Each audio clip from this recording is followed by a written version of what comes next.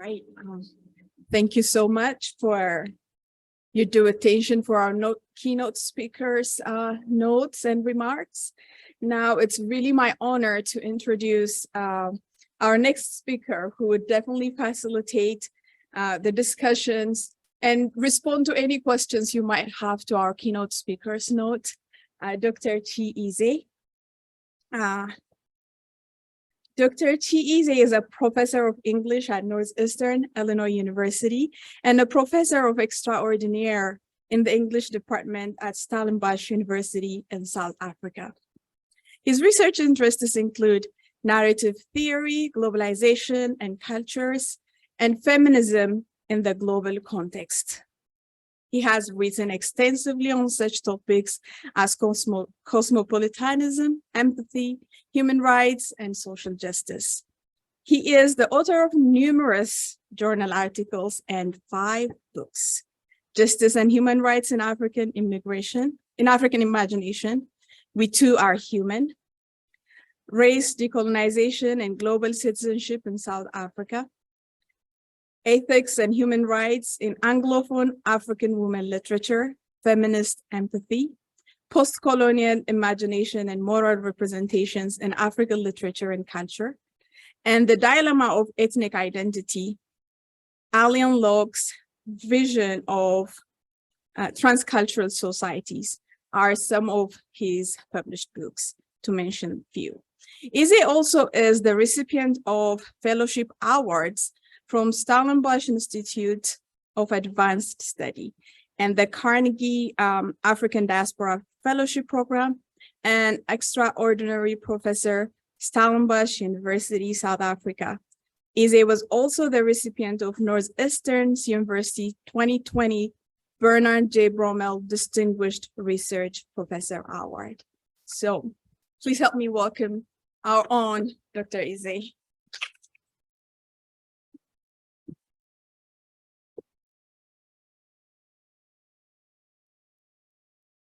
Thank you very much, Aisetu. I have a slide. Could somebody help me put it up?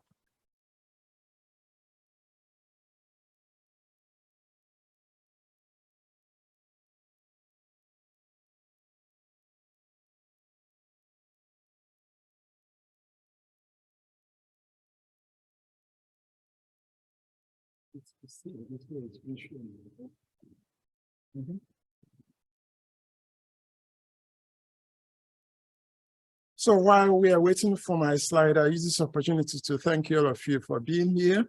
And I thank the presenters who came before me. I'm supposed to respond to Dr. Nderitu's, Alice Nderitu's presentation. And I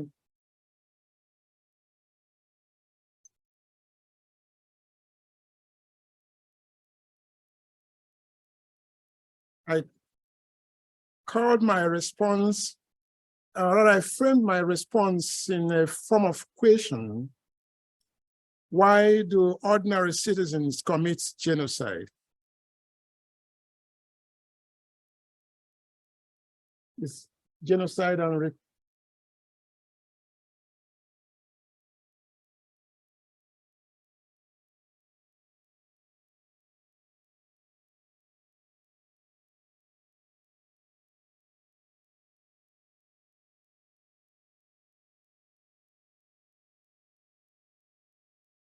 Thank you very much. You're a magician. Okay.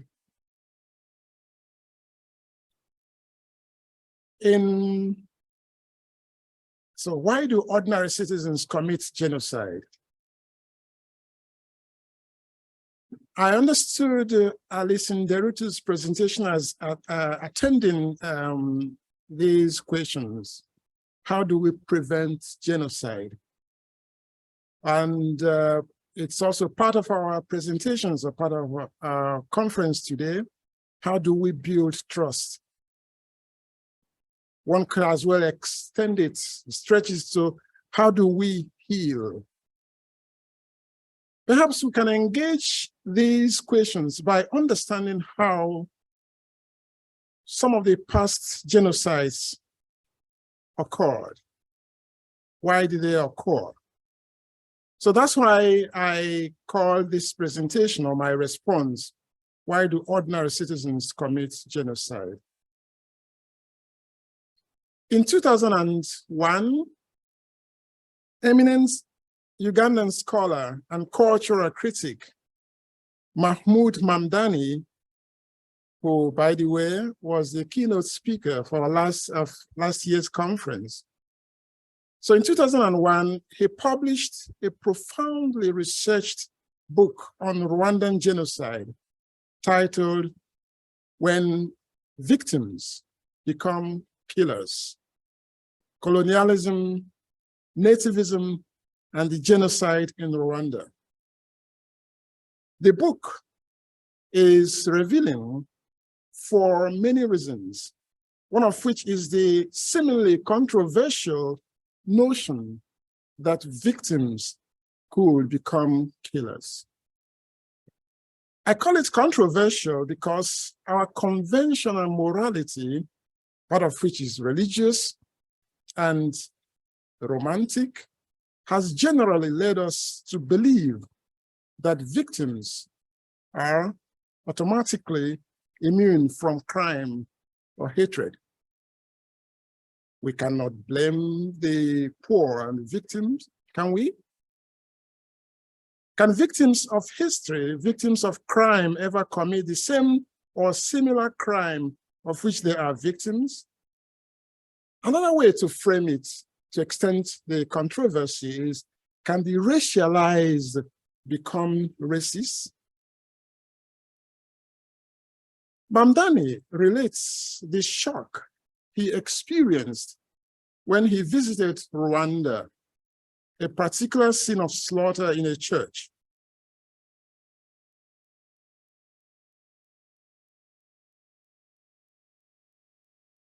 A particular scene of slaughter in a church. He describes this scene. I'm sorry for the shock, but I before putting this on the slide, I asked myself the question: why would I inflict this pain on you? But I also remember that this is a picture of those who went through the actual pain. So you bear with me, we can accommodate the shock. Mamdani writes, the church was about 20 by 6 feet. Inside, wooden planks were placed on stones. I suppose they were meant as benches.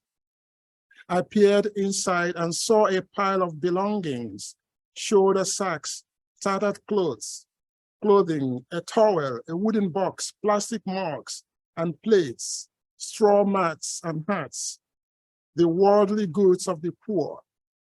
Then, amidst it all, I saw bones and then entire skeletons, each caught in the posture in which it had died. Even after a year, after the genocide, I thought the air smelled of blood mixed with that of bones, clothing, earth, human mildew. I scanned the walls with their gaping holes. The guide explained these were made by the Interahamwe, that's a youth militia of the ruling party, so they could throw grenades into the building. He said that those in the church were lucky. They died almost instantly. Those outside had a protracted, brutal death, in some cases drawn out over as long as a week, with one part of the body cut daily. To be sure, the genocide in Rwanda was carried out by the majority of Hutu population on the minority Tutsi. Historically, the Tutsi had constituted the ruling elite of the country. They were more educated, better positioned in every walk of life. They had been the ruling class, which translated into forms of suppression of the majority Hutu population. So once again, historically, the Hutu felt they were victims. They too had been oppressed in the past. They harbored resentment, and finally, in 1994, it was payback time. The Hutu administration forced Hutu men to kill their Tutsi wives before they go kill anyone else to prove they were true Interahamwe. So these are some of the Interahamwe. No one can say with certainty how many Tutsi were killed between March and July of 1994 in Rwanda. The estimate of those killed vary between 10 and 50,000 Hutu and between 500,000 and 1 million Tutsi. Whereas the Hutu were killed as individuals, the Tutsi were killed as a group, recalling German designs to extinguish the country's Jewish population. So according to Mamdani, this explicit goal is why the killings of Tutsi must be termed genocide. This single fact underlines the crucial similarity between the Rwandan genocide and the Nazi Holocaust. But there are crucial differences, he writes. In Rwanda, the government did not kill. In Rwanda, the government merely prepared the population, enraged it, enticed it. So in Rwanda, your neighbors killed. So logically, one could say, well, the government killed, but the government prepared your neighbors to kill you. So here, what is of importance to me as an African who survived some form of genocide, and as an African scholar who is interested in preventing more genocide, is once again the question I ask: why do ordinary people commit genocide? Why do I have to fear my neighbor? Your neighbors killed. So the question: how could this tiny group convince the majority to kill their neighbors? Why did, Mamdani writes, why did hundreds of thousands, those who had never before killed, take part in mass slaughter? Why did such a disproportionate number of the educated, not just members of the political elite, but also civic leaders, such as doctors, nurses, judges, human rights activists, and so on? Why did they play a leading role in the genocide? Once again, why did the former victims of oppression turn into killers? I don't have questions. I don't have answers to these questions.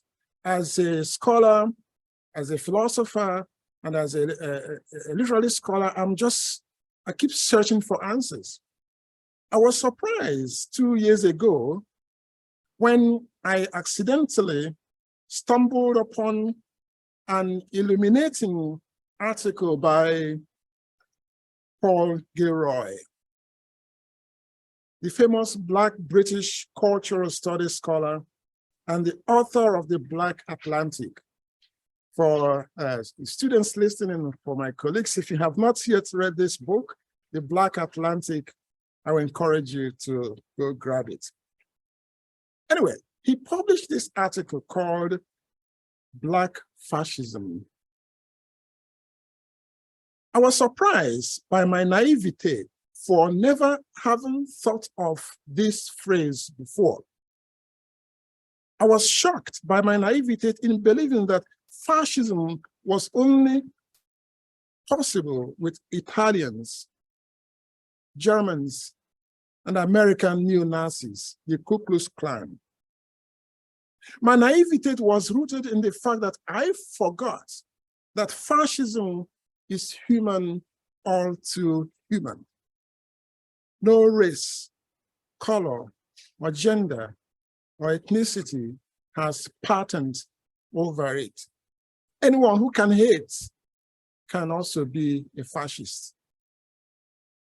Paul Gilroy's meditation on Black fascism is rooted in his analysis of Marcus Garvey's movement. Marcus Garvey was a prominent Black activist of the early part of the 20th century, actually the late part of the 19th century to the early part of the 20th century. He was the founder and first president of Universal Negro Improvement Association and African Communities League. He is one of the most important names in Black nationalism, and he popularized Martin R. Delaney's phrase, Africa for Africans. Marcus Garvey's movement was phenomenal. It was well organized and efficient, and it played a very important role in the liberation of Black people, in the notion of Black consciousness, actually, what we say, even though it's attributed to South Africa, but it began with Marcus Garvey and others. Being proud in who you are. But fully dedicated to the creation, or he was fully dedicated to the creation of Black race that will be self-reliant. Was a champion of Black separatism. He is, of course, despite, for me, the admirable qualities he possesses, he's controversial, to say the least.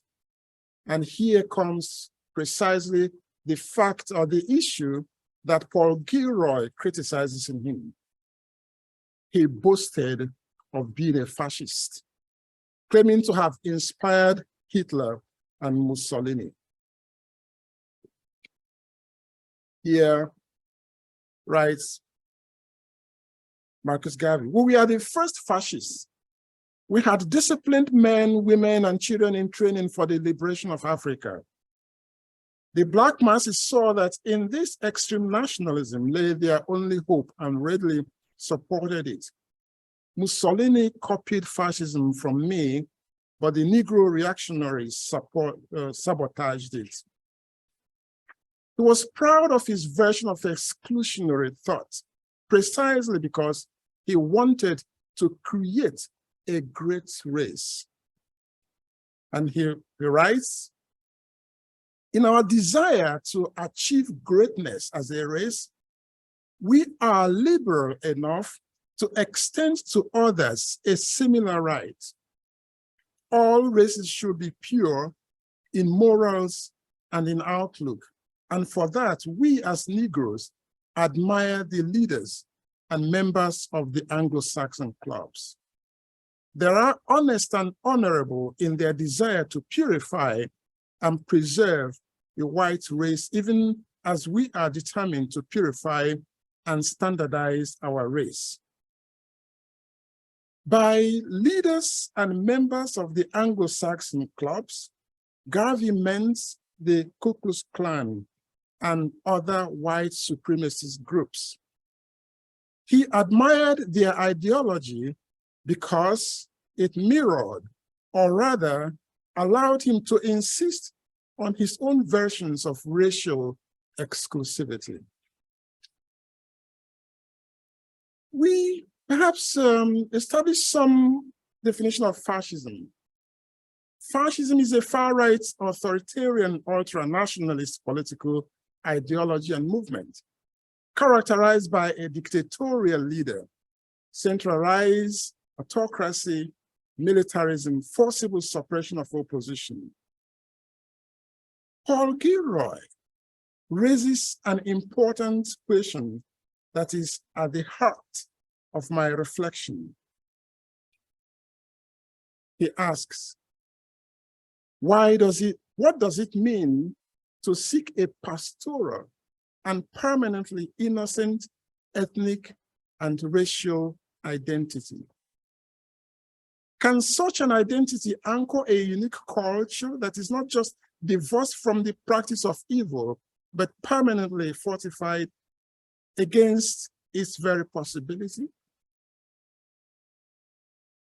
here the question, the reflection, the meditation. Why did Garvey fail to realize that his project, despite its intended glorious goal, that his project was rooted in contradiction? Why would he be deluded into the belief in ethnic or racial innocence?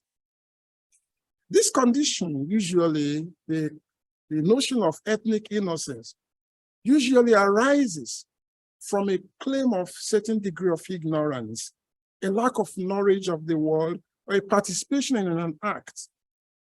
It produces, the notion of innocence produces moral rectitude, one that seeks to present you as an angel. The issue here is that the experience of pain has deceived many victims of history into adopting a certain kind of innocence towards the world.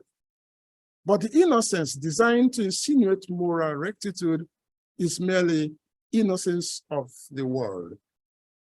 I call it delusional because it belongs to the kind of judgment that relies on reference to pain in order to make sense. So why would a people with a history of segregation and oppression, born of fascist ideology, embrace the same ideology as an organizing principle of unity among themselves? So the question that Paul Gilroy asks is, why would Marcus Garvey admire the ideology, the Ku Klux Klan ideologies, to the extent that he and his delegates even had meetings with the Ku Klux Klan? But perhaps one might ask this question: what is wrong in Black people organizing themselves in exclusively racial lines? Nothing, one could say. There's nothing wrong in that, for it is precisely the reason for their being excluded from the larger society. So there ought to be nothing wrong in the wretched of the earth organizing themselves for the purpose of racial uplift. However, the problem arises when their ideology mimics that of their oppressors or the purveyors of their problem, when their ideology mimics that of racism.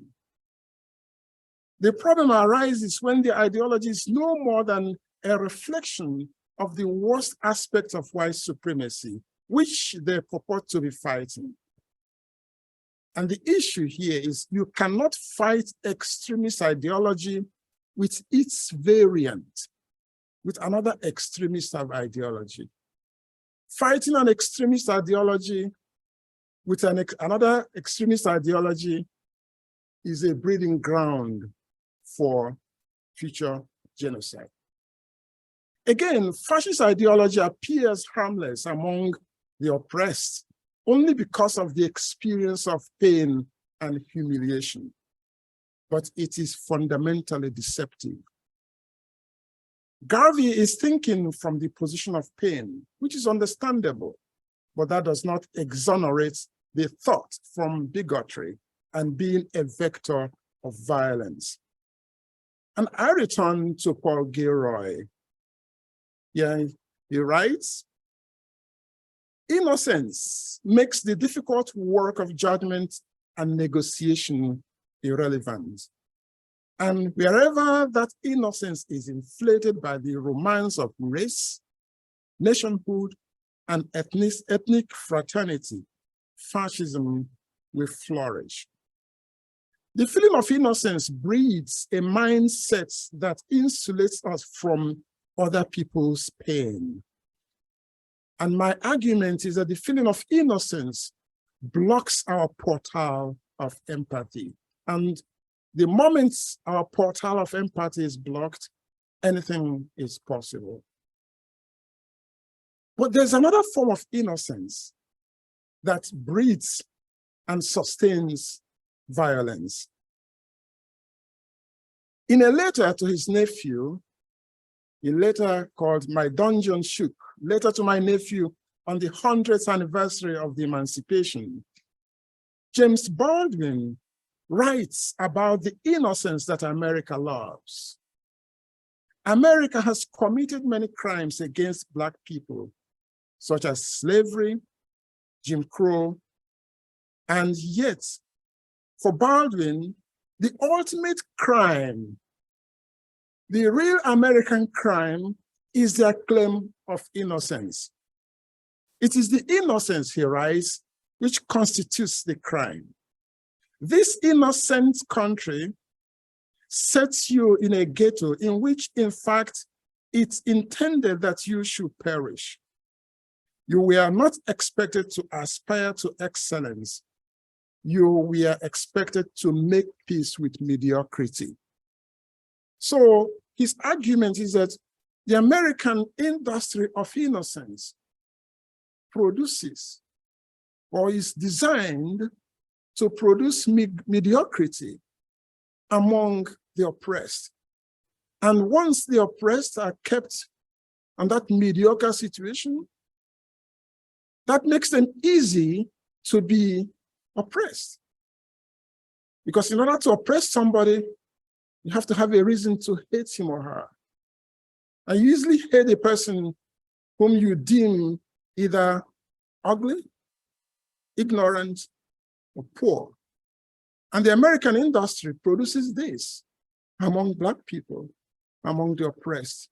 So you are oppressed and kept in oppression in order to be easily oppressed. So that's what James Baldwin is challenging here. He's challenging the innocence, the American innocence that makes it possible to maintain violence. So the crime is the refusal to look at the evil that is committed. The refusal to acknowledge evil breeds the feeling of innocence. It turns out that any human or any group of people or any generation is capable of becoming fascist. There's always an enabling ground for hatred. When we allow hatred to fester in our hearts and minds, when we allow negative stories and stereotypes about others to brew in our hearts, we make it possible to kill others without regrets.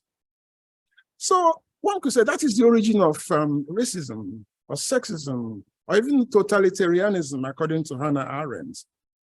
Whoever can hate any group of people for the fact of who they are is capable of killing or at least of inciting others to kill. Now, what are the solutions? I'll go back to my two favorite scholars, Paul Gilroy and James Baldwin. So they have identified the problems and they have also some solutions. And also, I will also pay homage to survivors of Holocaust and genocide. And Giorgio Agamben and Primo Levi have lots to say to that. For example, Giorgio Agamben talks about the duty of those of us who survived genocide and slavery and Holocaust to keep memory alive. Because the moment we forget, we make it possible for the crime of the past to repeat itself. James Baldwin's solution is pertinent here. James Baldwin writes to his nephew, "There is no reason for you to try to become like white people, and there is no basis whatever for their impertinent assumption that they must accept you. The really terrible thing, old buddy, is that you must accept them. And I mean that very seriously. You must accept them and accept them with love." When I read this the first time, I was shocked. Why, well, I didn't grow up here, but I've been here since 21 years. Why would I accept white people with love, given history? But James Baldwin seems to know what he's talking about.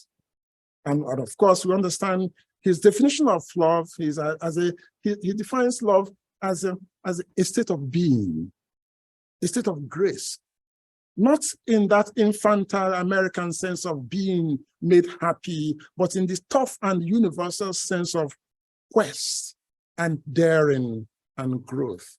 So basically, he's encouraging his nephew to, well, if you want to love, the first place to start is yourself. Love yourself, be open to yourself, and love those who look like you. And once you develop that love of self, the world becomes open to you. And you love yourself enough, you may not have time to, develop hatred for others. To love in this regard is not to deny the crimes of the past.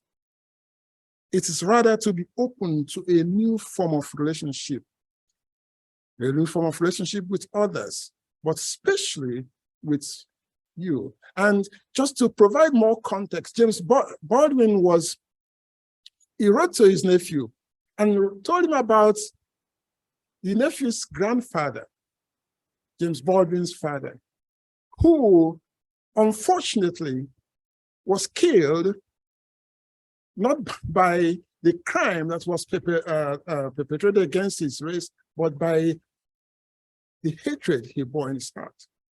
And that his hatred of the world was basically transferred on James Baldwin.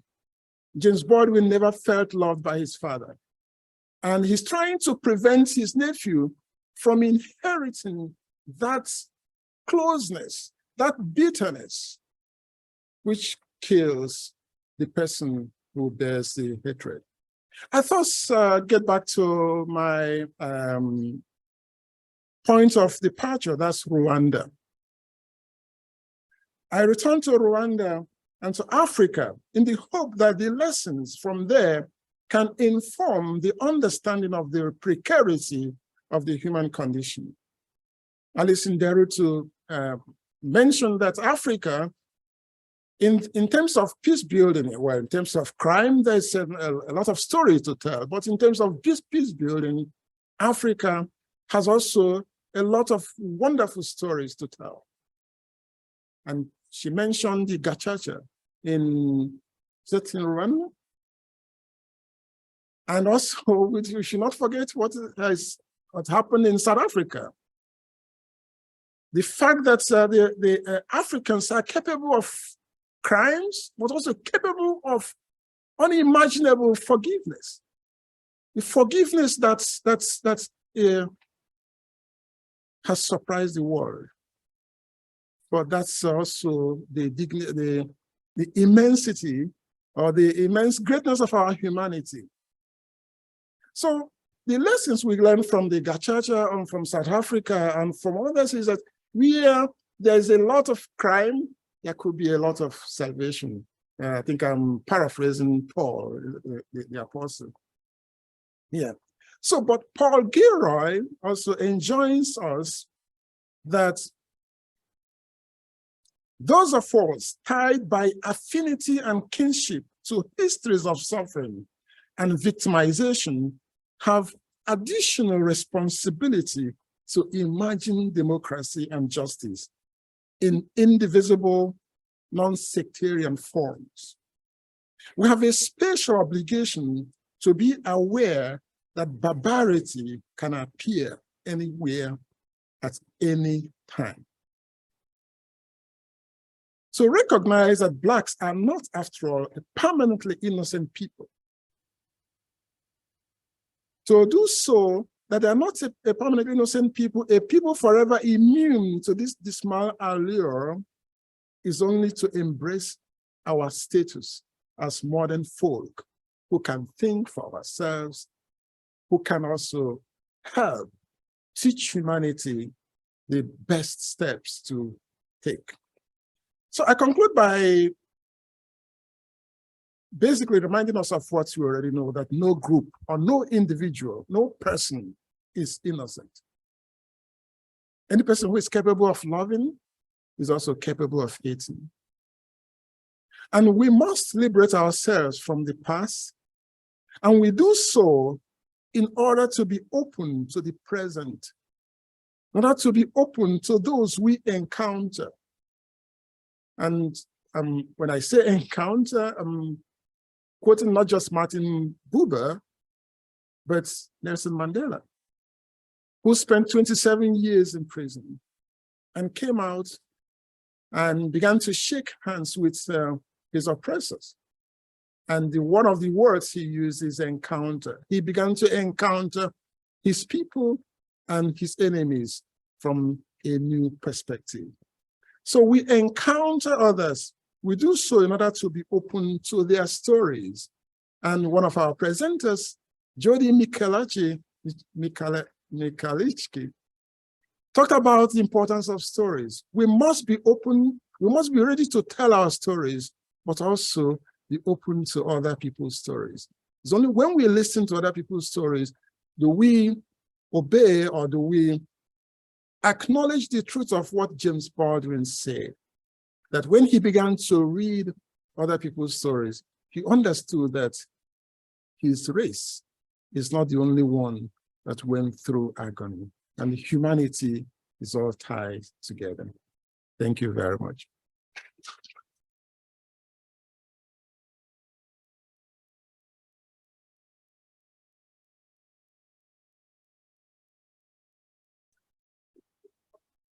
Okay. So if you have any question, you have to direct it to Alice in Deritu. Okay, yes, you have questions?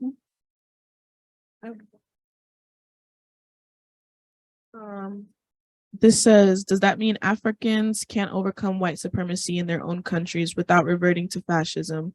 Our options to be either our options either to be second or third class citizens in our countries forever or genocidal fascists?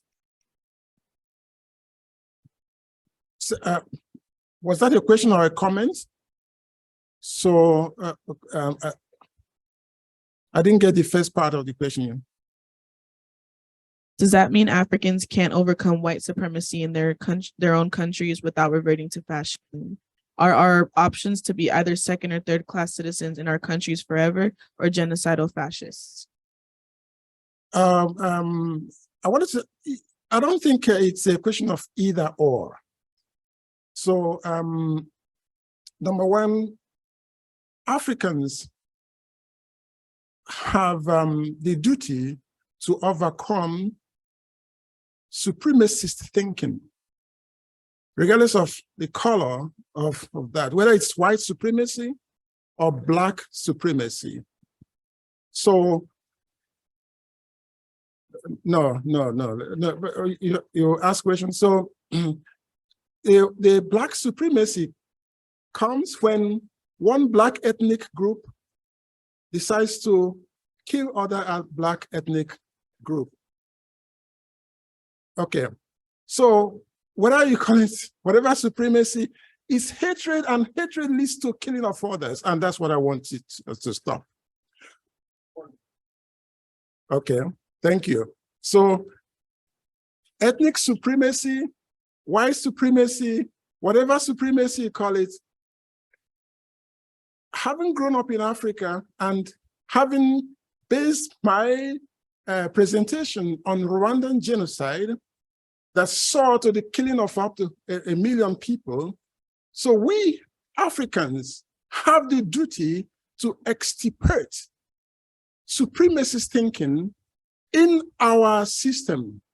So it's a false binary to always subject problems in Africa to instead of engaging the situations as they are, we trace it to white supremacy. I don't buy that, because 90% of my problem as a Black person growing up in Nigeria had nothing to do with white people. So that's why we are talking about Nelson Mandela coming out from prison and, being a different person and adopting a new perspective that will initiate a peace and human flourishing in Africa. So it's a false binary to talk of either this or that. Yes. Okay, so I have several questions, but I have a clarification first. Okay. I respectfully and enthusiastically disagree with your characterization of Marcus Garvey as a fascist. When we talk about fascism, the standard political science definition of fascism is an organization of government where society is ruled by governments, by a dictator that controls the lives of people in which they are not allowed to dissent. To be clear, when Marcus Garvey established the UNIA and ACL in 1914, at their convention on August 13, 1920, he declared 54 points. We can go back to that document. None of them articulate anything related to fascism. So if we're going to talk about by their fruits, you shall know them, I think let's talk about historical antecedents. Paul Gilroy's intellectual antecedent is W.E.B. Du Bois, someone who vehemently hated Marcus Garvey. Let us be clear, he called him a poor, stodgy, monkey-like Jamaican. And I'm not making this articulation because I'm Jamaican. I want us to rectify this idea that racism and white supremacy are simply just prejudice. Racism is a global system of domination and oppression that combines prejudice, privilege, and power. And so when we talk about this characterization, I find it problematic because it says that the man who built the largest Black movement is fascist simply because he used a language. Here is the policing of language. He's written tomes of books and he makes a statement and he becomes characterized as a fascist. It was Du Bois and others that led to Marcus Garvey being deported on trumped-up charges of mail fraud, simply because what? Part of the consequence of racism is hatred for one's own people. And it is articulated in notions like this articulation of Marcus Garvey as Black fascists. I think we end up criminalizing, we criminalize the victim by excusing the agency of racism. It's a global system, not just America, not just Africa. Victims become killers because a system of colonial racist ideology was left in Rwanda in place, and the Hutus and the Tutsis appropriated that. So victims don't become killers simply because they want to be. They are operating in a system that was left in place. That's what colonialism did. And so for me, Gilroy is wrong. Garvey makes a statement in 1937. Let's go back to language. Mussolini had barely come to power. He had just begun his rise. And the full quote says, I raised 100,000 children and I initiated what Mussolini eventually calls fascism. That's the complete quote. We've lifted that quote and we've made an argument that says Garvey is fascist and that Garvey supported the KKK, right? You see the ideologue of these two? They start with a presumption that anytime Black people go to build something, it has to be destroyed, even from persons who look like Black people.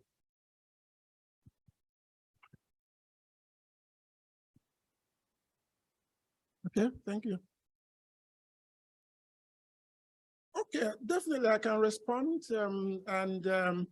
Number one is when Paul Gilroy challenged Marcus Garvey's claim that Mussolini and Hitler learned fascism from him, and when Marcus Garvey, or when he criticized or critiqued Marcus Garvey for admiring the ideology of Ku Klux Klan, what Paul Gilroy is underlining here is that a former victim has no justification for admiring the methodology of those who oppressed him. Period. That's the, excuse me, let me finish. Let me finish. I didn't interrupt you when you were talking. Get it? So it's self-contradictory for a victim of oppression to eventually, either directly or indirectly, mimic the ideology of those who oppressed him. That's precisely what Paul Gilroy is criticizing. And if you want to tell me that a former victim admiring the ideology of the oppressor is good, okay, that's fine. But as far as I'm concerned, Paul Gilroy is spot on that. The second point is criticism is the self-contradictoriness of the notion of racial ideology. And this is where it applies in African ethnicities. That African nationalism, which started off well by challenging the global white supremacy, unfortunately failed to shed the purist thought pattern there. And that's why even Frantz Fanon challenged the remnant of racial supremacy that has been imbibed by various ethnicities in Africa. So that is the subtle point. And otherwise, and that's why I'm admiring Nelson Mandela for having identified that that is the virus that is eating African peace process, the African identity. So when Africans of various groups, the example of which I've given here, when, as you said, you cannot blame them for having imbibed racist ideology, that is lame. Sorry to put, that is a very weak excuse. That if Africans fail to see that the racist ideology they inherited from their colonial masters is undercuts their being, then it's time to rethink our approach to the world, and that's why I admire Nelson Mandela. Okay, but the problem with admiring Nelson Mandela is this, that he sacrificed justice for peace. So that's why we're having this conversation at this conference, okay, because the genocide of apartheid was excused away by this rhetoric of the Rainbow Nation. Okay. So he sacrificed justice for peace. Yeah. We have peace. You are great for pointing that out. That's one of the weaknesses of Nelson Mandela's great success. Yes.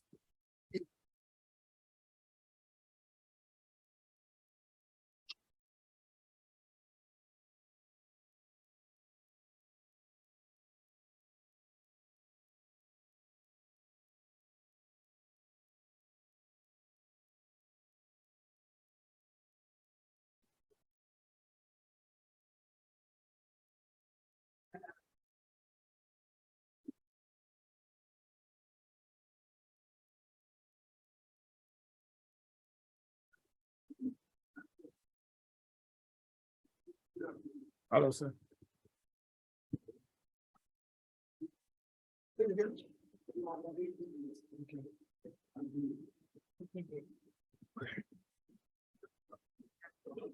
Okay. Oh, hallelujah. Okay. My name is Olawale Idris. I'm the publisher of Africa USA Today magazine online. You can Google it. I graduated from this school back in 1985, bachelor's degree, 89, master's degree, Northeastern University, of NEIU. You just have to get that out of there. So I really commended you. I really commend you for your research and everything that you did. You see, most of the things you are saying, I can really resonate with it. I can acknowledge it. There's so much war around the world that most of the wars that we went through or they went through, that they, they started very good, with good intention, but at the end of the day, they recklessly kill 500,000 million people before they finally wants to come to the table and talk. Like former President Obama would say, common sense. Why can't we apply common sense before we go to killing innocent people? You see, no matter what kind of big word, big English that you use, whether it's genocide, whether it's whatever you use, whether it's fascism, why can't we apply common sense? Listen, let me use this school, Northeastern Illinois University. Let me use this as an example. Back in 1985, we used to have a big problem among the students, all the students. Why? Because of superior inferiority complex that we both encounter, both Africans and African Americans, be it Jamaicans, be it Caribbean, be it Nigerian.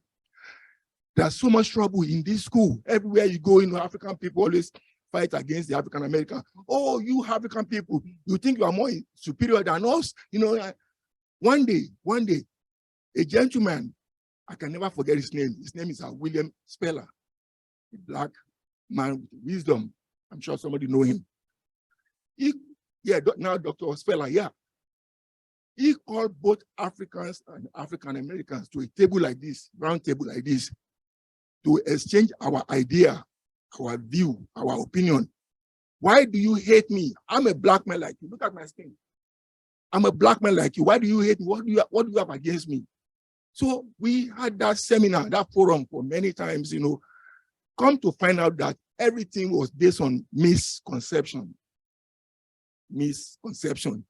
If we did not have that communication, there's no way we'll have understand that, look, we are brothers and sisters. We can reason together. We can talk together. So not to belabor the point, my point is, whether it's Marcus Garvey, whether it's Nelson Mandela, whether it's Mubanza, whether it's Mututu, whether it's Ashaka Zulu, why can't men sit down and use common sense and reason together? Yeah, so that we can stop wasting lives. So now my question to you is that what really motivates you to write this book? Because I know about genocide in Rwanda. I watched the movie Hotel Rwanda. I have a friend here in Chicago named Olivier Kamanzi. He went back to Rwanda and built that convention. Kigali Convention Center, very beautiful. So what motivates you to go into this deep research? Thank you very much. To begin with what you say, I don't think there's any misunderstanding between people here. We are discussing, and I believe the way I engage scholarship. I tell my students to challenge me. If any of my students is here, will bear witness. I tell my students to challenge me. So because my truth is my truth. And whoever claims to be, only perhaps in Christianity, can one person claim I'm the truth, the way, and life. So discussions in an academic setting, you're expected to have somebody say yes and then somebody no. It's a kind of what Hegel would call, it's a dialectic. Discourse is dialectic. You say your own truth, the other person says his or her own truth, and perhaps in the end, we might come to a synthesis. And truth is always born of synthesis. And I don't want to live in any community where there's only one-dimensional truth. I don't encourage it in my class. In each class, I want a rigorous debate. And sometimes some of my best students are the ones who challenge me and I learn from them. So that's why, if I'm doing research, I read everything and I'm open to our sources and I challenge myself and I keep growing. So I did not write the book. The person who wrote the book on Rwanda is Mahmoud Mamdani, whom we invited, he was the keynote speaker last year, right? And so after reading his book, I kept, basically asking the same questions he asked. Why are there genocides here and there? And even in Nigeria, there are pockets of killings here and there because there's clashes between farmers and cattle herders, and almost every month thousands of people lose their life. Why is that so? Right? So that's my concern. And whoever can give me a solution to stop all this, in terms of, I'm Aristotelian in the sense of human flourishing. I want wherever people exist, I want them to be happy. And whoever can give me a solution to that, I will take it. Yeah, so how do you integrate the truth? Like like for instance, you put out a piece of Gilroy, you put out a piece of like not acknowledging his hatred and the way the State Department and the US government used W.E.B. Du Bois to kick, right, your boy Marcus Garvey out of the country. In addition to the way that there's a small statement, not even the full statement of W.B. Du Bois that you're hinging a large argument on, might you be better served finding another place or seeing if there's anything that support the conclusion that you're offering? So your question is, why didn't I reflect W. Du Bois' idea? I mean, why not? If you want the truth, why aren't you speaking at the same time about his hatred for Marcus Garvey, which invalidates what Paul Gilroy is suggesting about Marcus Garvey? I acknowledge what you're saying, but my talk wasn't on W. Du Bois. No, but you're presenting a point that's misleading. Excuse me, That's deeply problematic. I never mentioned W. Du Bois, and whoever is inserting W. Du Bois to invalidate my analysis of. We don't have to insert W.B. Du Bois. We know that Paul Gilroy was a W.B. Du Bois scholar. Excuse me. Well, my presentation was on Paul Gilroy. So if you want to challenge Paul Gilroy, challenge his ideas directly and not challenging somebody who claimed to have inspired him. There's also a place where Gilroy also critiqued W. Du Bois. So if there's anything wrong in what Gilroy has said, I will be more than happy to take it. It would be very supportive to just have more academic honesty from what you're saying, and I don't see it here. Well, I wouldn't like to. I'm not going to take it because your logic is deeply flawed. So if you want, in academic setting, if you want to criticize something, criticize directly. Don't criticize it through the back door. So I'm not going to take it. So on that, thank you everybody for this amazing discussion. Thank you, everyone.